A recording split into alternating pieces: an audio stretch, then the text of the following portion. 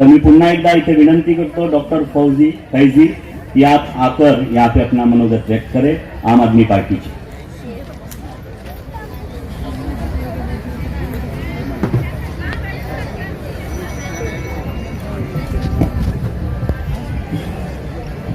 सभी आने वाले को नमस्ते। मैं आप लोगों का बहुत आभारी हूं कि आप सब लोग अपने वक्त को निकाल करके यहाँ पर आए हैं और आप ऐसे नहीं आए हैं बल्कि देश को बचाने के लिए आए हैं। इस बात को आपको समझना पड़ेगा।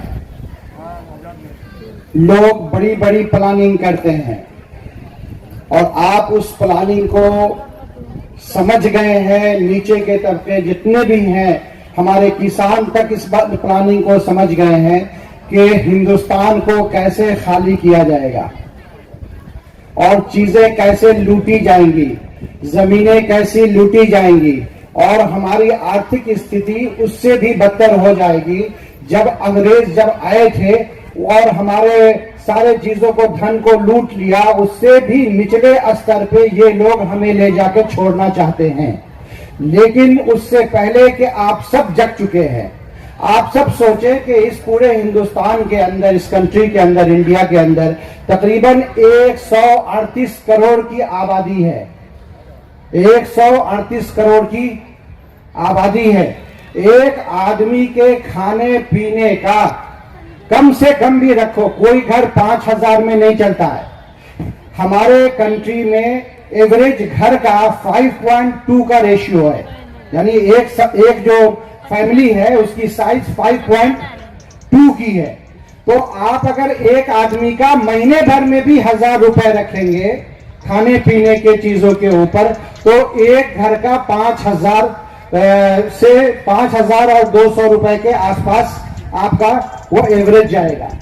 और उस 5,200 में आप जोड़े के 138 जो हमारा करोड़ है उसको 5.2 से जब आप डिवाइड करेंगे और उसके बाद आप सोचे कि अडानी और अंबानी अगर उसके ऊपर 5%, ओनली 5% आपके टोटल कॉस्ट का ले लेंगे तो कितना खरब रुपए होंगे वो आप मोबाइल से जोड़ सकते हैं। ये एक ऐसी इनकी प्लानिंग है। ये खरबों रुपए का हर महीने के खरबों रुपए के लूट की एक पूरी प्लानिंग है।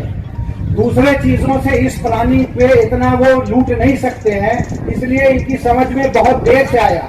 तो फिर इन्होंने मॉल खोला, आपने देखा होगा, तो रिलायंस फ्रेश, डिफरेंट टाइप के फ्रेश के नाम से बहुत सारी चीजें इन्होंने हर जगह खोली।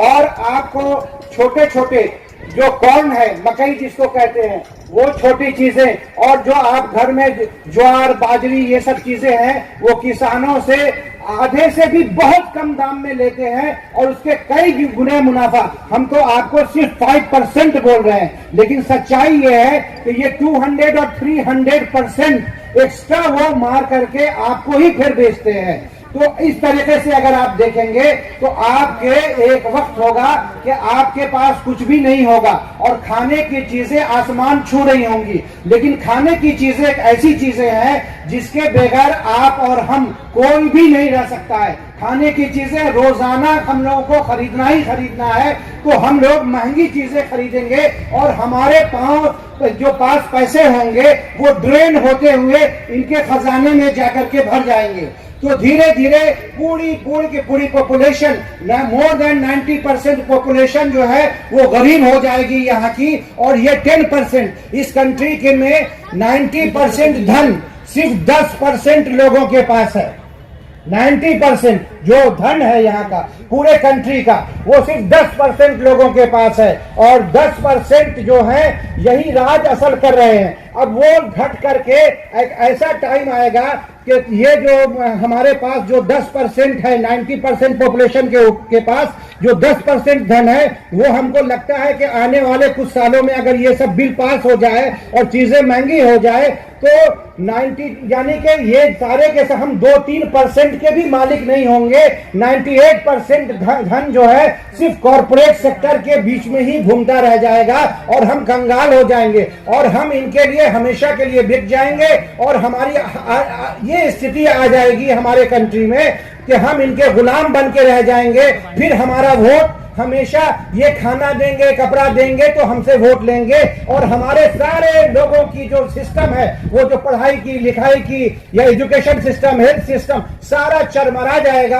और इनके जो जितने भी कॉर्पोरेट सेक्टर हैं, जैसे आपने देखा होगा MTNL, BSNL, HBL, ये सारे के सारे खत्म हो गए। आज आ कौन गए? उन्हीं के सिस्टम को लेकर करके ये आ गए जियो और दूसरी कंपनियां आगे की तरफ बढ़ रही हैं। आपने देखा है कि किस तरीके से रेलवे को बेच दिया, किस तरीके से हिंदुस्तान लीवर के जो एरोनॉटिक्स का है और जो हमारे हवाई जहाज, लड़ाकू जहाज बनाते थे, उसको बेच दिया। जिन लोगों के पास इसकी कोई यानी कि उनके अंदर क्षमता नहीं है कि इन चीजों को वो कर सकते हो, वो इस तरीके से चाहते हैं कि जिस तरीके से हम दूसरे चीजों को भी बेच दिया है। सबसे आखिरी चीज उनके पास बची है, वो है कृषि, एग्रीकल्चर। हम कहते हैं ये कृषि प्रधान देश था हमारा कंट्री, और सोने की चिड़िया थी। हम सारे कंट्री के अंदर जो है इसका जो है पूरा हम एक्सपोर्ट कर रहे थे। लेकिन एक स्थिति आएगी कि आम जनता बिल्कुल कंगाल होगी और कॉर्पोरेट सेक्टर वाले मालामाल होंगे, उन्हीं के हाथ में सारा धन होगा और सारा पूरा हिंदुस्तान उनके सामने घुटने टेक दे।